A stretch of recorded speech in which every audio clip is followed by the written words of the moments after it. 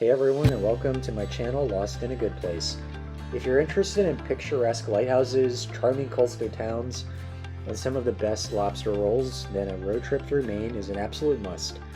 In this video, I cover my travels through Camden, Rockland, Portland, Freeport, Kennebunkport, and no Maine adventure is complete without a day trip to Acadia National Park, which is widely known as a top 10 or 15 national park in the US. If you live on the East Coast and prefer to fly rather than drive to Maine, here's a travel hack that can save you a significant amount of money. Instead of flying directly into Portland, Maine, for example, consider flying into Boston Logan International Airport. While Portland does have its own airport, flights there can often be much pricier. In contrast, Boston is only about an hour-and-a-half drive to Portland, and Boston is usually a hub or focus city for many airlines, making it a super convenient and cost-effective alternative. A round-trip flight from Baltimore Washington International Airport to Boston can be on average maybe $100 to $175 cheaper per person round trip than flying directly into Portland. If you're interested in visiting some of the smaller coastal towns in Maine, then I'd recommend both Camden and Rockland, which are only a 20-minute drive from one another and about 70 to 80 miles north of Portland. If you're coming from Boston, which is where we came from since we flew into their airport, it'll take closer to 3 hours to get from Boston to Rockland. When I talk about small, Rockland is pretty small with a population of only about 6,000. It's just down the coast and it blends its working harbor roots with a thriving art scene. The main action is in Main Street, which is a vibrant street filled with impressive galleries and the renowned Farnsworth Art Museum. It's also home to a couple family restaurants and boutique shops. I personally didn't think there was enough to do for more than 2 hours, but if you're looking for somewhere to quickly explore, then this is a place for you. If you are looking for a little more to do, then drive 20 minutes north to Camden. Camden is nestled into a bay, and it has a harbor with a charming downtown and stunning views of mountains meeting the sea. It's really great for a leisurely stroll or even a scenic boat ride. Camden Harbor historically it's been the premier attraction in the area. It features ships, yachts, and there's a dock with restaurants and also boating tours. Overall, Camden has a much more bustling feel than Rockland and is home to a number of excellent restaurants including Sea Dog, Cafe Louis, and Mosaic. Venture further north to Acadia National Park, which is Maine's only national park and only one of 7 national parks on the East Coast. If you want to explore Acadia thoroughly, the general rule of thumb is to spend 3 full days. However, since I only had less than a day, we had to select sightseeing and activities that were all clustered together. The particular itinerary that we took was Cadillac Mountain, Ocean Path, Trail, Thunder Hole, and Jordan Pond. These activities will provide a good mix of hiking, driving along a scenic road, and plenty of opportunities to take photos of nature. Acadia is a big enough national park with enough diversity and activities that you could easily spend many days, but with only half a day we started off with Cadillac Mountain, which is a short 3-mile or so drive up a winding road to a scenic summit which provides expansive views of the park. Unlike in other areas of the park, the National Park Service has implemented a timed reservation system for Cadillac Mountain to control the flow of traffic up and down the mountain.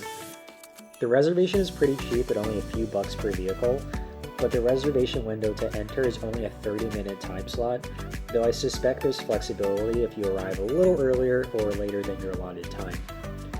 Once you take the 10 to 15 minutes to drive and reach the summit, there's a parking lot that, at least at 7:30 a.m. on a Saturday, had plenty of parking spaces, as well as 2 porta potties that were very clean. Jordan Pond is one of the most famous hikes in Acadia, and as the name implies, it's a hike that circles around the lake. The elevation is nearly non-existent, which initially made me think that it's highly accessible, but a couple things to keep in mind if members in your party have mobility issues. First, there's about a 3/4 mile section that requires hiking across an elevated wooden platform. The platform is comfortably wide for one person, but not 2 people, so it does require a little bit of balance. Second, there's about a 0.2-mile section that involves rock scrambling. My parents, who were in their late 60s, could only complete a part of that section before needing to turn back, since there was a short part that could have resulted in them falling into the lake, so something to keep in mind. The hike itself is beautiful, and it's hard to get lost since the trail is always within 15 feet of the edge of the lake. If you're walking at a moderate pace with short breaks here and there, then expect to complete the hike within about 80 minutes. The parking lot is right next to the trail and it's sizable, but arrive early on the weekend since it is a popular hike. We finished off day 2 with an exploration of Bar Harbor, which is right next to Acadia. The one thing you must do when you're there is to take a lobster boat tour. The specific tour that I recommend is called Lulu Lobster Boat Tour, especially if you're interested in learning about the lobster industry and sustainability, getting an authentic Maine experience, all while getting scenic views of the coast. Many tours, including this one, allow you to actively participate in the lobstering process, so you can learn how to haul, how traps are set up, and you can even measure lobsters you catch from the water to ensure that they're legal size. The tour had 2 main parts. The first part involved the captain driving around the bay and pulling up lobster cages set the day before to check for lobsters. Every cage ended up having at least 1 lobster, and the coolest experience was when the live lobsters were passed around the boat, which all the kids particularly loved. In the second part, we visited an area of the bay that was teeming with harbor seals. We easily saw 50 to 100 of them, most of which were lounging on the shore to rest and conserve energy, though there were a number that were in the water and got within about 20 feet of the boat. Also, if you're unlucky enough to book tickets when it's raining, which happened to us, then no worries, the boat has a covered roof from the front to the back. Following the boat tour, we explored the town of Bar Harbor, which I found to be more touristy than Camden and Rockland, as evidenced by the number of shops that were selling cheap souvenirs in Bar Harbor and blazing apparel. There is a less of a boutique shopping feel in Bar Harbor than some of the other locations in Maine, possibly because Bar Harbor's shopping is heavily influenced by its proximity to Acadia National Park. At the end of day 2, we decided to stay at a Fairfield Inn in the town of Augusta, which on a Saturday night cost about $160, which includes tax. Portland is the largest city in Maine, and it boasts an incredible food scene alongside its historic Old Port district. From cobblestone streets to award-winning restaurants, this city has something for everyone. When we visited Portland, we had a couple of hours and we spent part of the time eating at a restaurant called Bite Into Maine, which is situated a little ways from downtown. What makes this restaurant special is that they have 6 types of lobster rolls, including the classic Maine-style roll, dressed in mayo, chives, and served on a toasted and buttered split-top bun. While I personally wouldn't come to Maine for anything but seafood, I can attest that their pulled pork sandwich is quite good, which would give some barbecue spots in the deep south of the US a run for their money. If you can only visit one lighthouse along coastal Maine, then I'd recommend the Portland Headlight, located in southern Portland.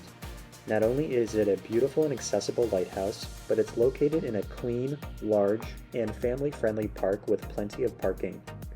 Additionally, there are a number of trails throughout the park that will provide plenty of photo opportunities of the sea from different angles.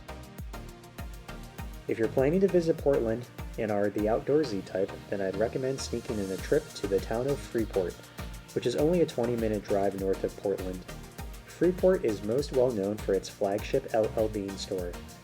LL Bean was founded and is headquartered in Freeport and is known throughout its over 100-year history for selling outdoor apparel, footwear, sporting, and camping gear. I've been to a couple LL Beans before along the East Coast, but nothing like this one. This location actually consists of 2 separate buildings situated about 50 feet apart from one another.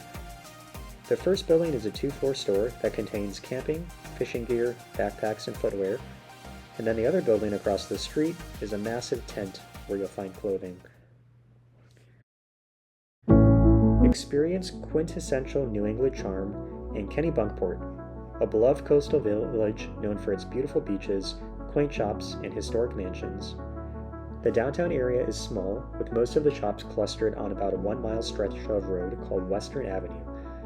There are a few small lots to park your car, but you'll likely have to find street parking, which was tough when we arrived midday on a Sunday. In terms of things to do, There are a number of restaurants along Western Avenue, as well as a bunch of boutique shops selling household items, clothing, and even a small pet store for cats and dogs. My personal favorite is a coffee shop off the main road called Dock Square Coffee House, which has an extensive menu of caffeinated and non-caffeinated beverages, with enough seating for probably 10 to 12 people inside. If Maine is famous for one thing, it's lobster. The sheer density of restaurants and cafes that were advertising fresh Maine lobster was mind-boggling, and that was the case in every town that we visited. During our trip, we specifically sought out lobster on 2 occasions, one at a place called Peaky Toe Provisions in Bar Harbor, and the other I mentioned previously, Bite Into Maine in Portland. Now, was eating lobster worth the cost? This might be an unpopular opinion, but in 2025, I'd say no.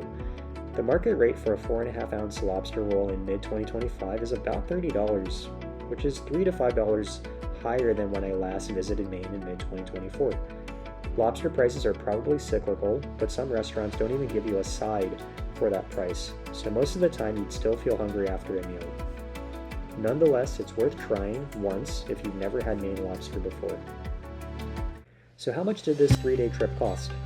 Before I get into the numbers, I'll provide some context that I'm a budget-conscious traveler, so these costs reflect staying in 2.5-star hotels that are a little ways from the action, and while I don't skimp on food, lunch and dinner were all at $2 sign restaurants, and breakfast were either free provided by the hotel, or we picked up breakfast at the local grocery store. With that in mind, the 7 cost categories in descending order of expense are flight, lodging, food, car rental, lobster boat tour, gas, and parking. Had we flown into Portland, Maine, the total airfare cost would have been $425 more expensive for the 3 of us. Had we stayed in Bar Harbor instead of Brewer, Augusta instead of Portland, and Waltham instead of Boston proper, the additional hotel cost would have been around $280. So by choosing a more budget-friendly option for airfare and lodging, the 3 of us together saved around $700 additional. Meals ended up being the 3rd biggest cost, coming out to $143 per person over 9 meals. The car rental was from Boston Logan Airport, which cost us $54 per person over a course of 3 days. The lobster boat tour was $46 per person and was about 2 hours long. Gas in a mid-sized sedan ended up costing about $18 per person, or $55 total across 3 people. And street parking was a negligible cost, since most of the time we found free street parking. So in total, it cost about $600 per person, $1,800 for 3 people. Inspired to explore Maine yourself? Let me know in the comments what's on your Maine bucket list, especially if there are other places I didn't get a chance to visit this time around. And don't forget to hit that subscribe button for more travel adventures.